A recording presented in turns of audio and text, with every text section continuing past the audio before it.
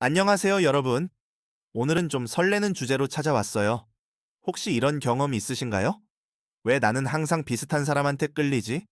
예를 들어, 매번 감정 기복이 심한 사람이나 너무 쿨해서 좀처럼 마음을 열지 않는 사람에게 자꾸 마음이 가는 거요.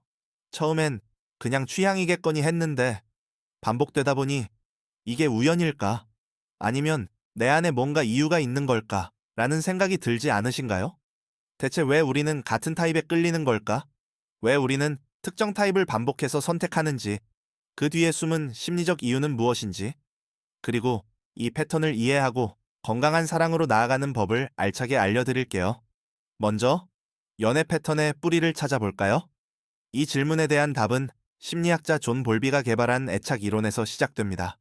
애착 이론은 우리가 어린 시절 부모나 보호자와 맺은 관계가 성인이 된 후 연애 스타일에 큰 영향을 미친다고 설명해요. 어린 시절은 우리 뇌가 사랑과 관계를 어떻게 이해할지 배우는 결정적인 시기예요. 예를 들어, 부모가 항상 따뜻하고 일관되게 반응해줬다면 우리는 안정형 애착을 형성할 가능성이 높아요. 이런 사람들은 연애에서도 상대를 자연스럽게 신뢰하고 갈등이 생겨도 건강하게 해결하려는 경향이 있죠. 서로에게 의지하면서도 독립성을 유지하는 균형 잡힌 관계를 만들어내는 거예요.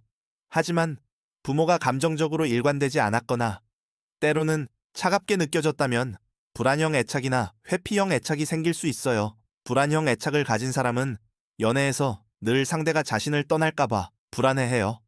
그래서 감정 기복이 심한 파트너에게 끌리거나 상대의 작은 행동 하나에도 과민하게 반응하죠. 예를 들어 메시지에 답장이 늦으면 나를 싫어하는 걸까? 라며 걱정의 늪에 빠질 수 있어요. 반면 회피형 애착은 감정적으로 거리를 두는 걸 선호해요. 너무 가까워지면 불편함을 느끼고, 그래서 쿨하거나 감정을 잘 드러내지 않는 사람에게 끌리거나 스스로 관계에서 한 발짝 물러서곤 하죠. 흥미로운 건 심리학 연구에 따르면 우리 뇌는 익숙함을 선호한다고 해요. 어린 시절에 불안하거나 거리가 느껴지는 관계가 익숙했다면 성인이 되어서도 비슷한 관계를 무의식적으로 찾아간다는 거예요. 이게 바로 우리가 특정 타입에 반복적으로 끌리는 첫 번째 이유예요.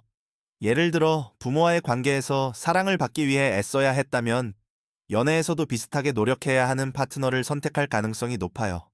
이걸 알면 내가 이상한 게 아니구나. 그냥 내 뇌가 익숙한 걸 찾은 거구나. 하고 한숨 돌릴 수 있지 않을까요? 하지만 애착 이론만으론 모든 걸 설명할 수 없어요. 여기서 두 번째 키워드 반복 강박을 소개할게요.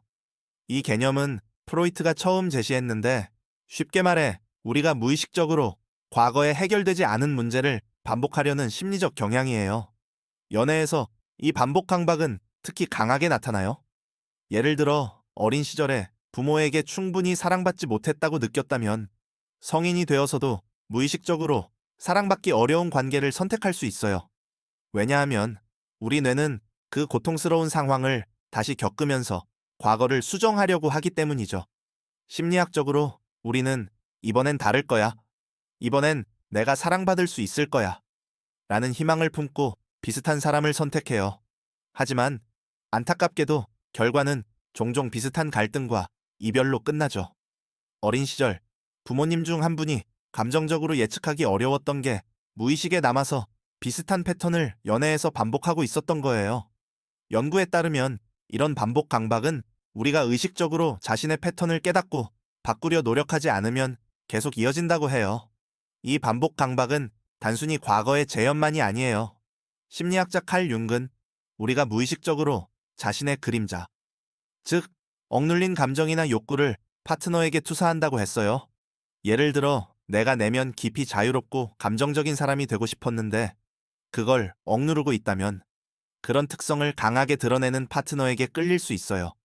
하지만 그 파트너의 감정적 혼란에 휘둘리면 결국 내가 원했던 자유가 아니라 혼란만 남죠. 이처럼 연애 패턴은 단순한 우연이 아니라 우리 내면의 복잡한 심리적 욕구와 연결되어 있어요. 그렇다면 왜 이 패턴을 알면서도 벗어나기 어려운 걸까요? 우리 뇌는 새로운 정보 대신 익숙한 패턴을 선호하는 경향이 있어요. 예를 들어 불안정한 관계가 익숙하다면 안정적인 관계는 오히려 따분하거나 낯설게 느껴질 수 있어요. 연구에 따르면 이런 편향은 특히 스트레스 상황에서 더 강해진다고 해요. 그래서 연애 초기의 설렘과 긴장이 섞일 때 우리는 무의식적으로 과거와 비슷한 선택을 하게 되는 거죠. 이제 핵심 질문으로 넘어가 볼까요? 이 반복되는 연애 패턴을 어떻게 바꿀 수 있을까? 심리학에서는 연애 패턴을 바꾸는데 두 가지 요소가 중요하다고 말해요. 첫째는 자기 이해, 둘째는 새로운 행동이에요.